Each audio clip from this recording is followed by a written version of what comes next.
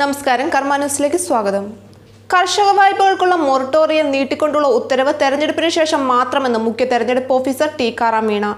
അനുമതി ഇറക്കാൻ moratorium October വരെ ഉള്ളതുകൊണ്ട് ഉത്തരവിറക്കേണ്ട അടിയന്തര സാഹചര്യമില്ലെന്നും കമ്മീഷൻ വ്യക്തമാക്കി.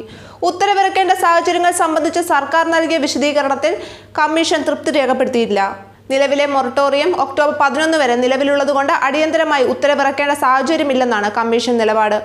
തെരഞ്ഞെടുപ്പ് കഴിയുന്ന ഏപ്രിൽ 23 ശേഷം ഉത്തരവിറക്കാൻ താൻ തന്നെ അനുമതി നൽകുമെന്ന് മുഖ്യ തെരഞ്ഞെടുപ്പ് ഓഫീസർ ടിക്കാറാം മീണ അറിയിച്ചു. കാർഷിക വായ്പകൾക്കും കർഷകരുടെ കാർഷികേതര വായ്പകൾക്കും ഡിസംബർ 31 വരെ മൊറട്ടോറിയം പ്രഖ്യാപിക്കാൻ മാർച്ച് 5 ചേർന്ന മന്ത്രിസഭാ യോഗമാണ് തീരുമാനമെടുത്തത്. എന്നാൽ സമയബന്ധിതമായി ഉത്തരവിറക്കാത്തതിനെ തുടർന്ന് തെരഞ്ഞെടുപ്പ് കമ്മീഷൻ അനുമതി നൽകിയില്ല. എന്നാൽ മന്ത്രിസഭ തീരുമാനമെടുത്തിട്ടും ഉത്തരവിറക്കാത്തത് ചീഫ് സെക്രട്ടറിയോടും മുഖ്യമന്ത്രിയും മന്ത്രിമാരും അതൃപ്തി രേഖപ്പെടുത്തിയിരുന്നു. എന്നാൽ സർക്കാർ കമ്മീഷന് നൽകിയ വിശദീകരണത്തിൽ കേന്ദ്ര തെരഞ്ഞെടുപ്പ് ചില സംശയങ്ങൾ ഉന്നയിച്ചിരുന്നു. അതിന് കഴിഞ്ഞ ദിവസം മറുപടി നൽകിയെങ്കിലും കമ്മീഷന് അക്കാര്യത്തിൽ തൃപ്തിയില്ല.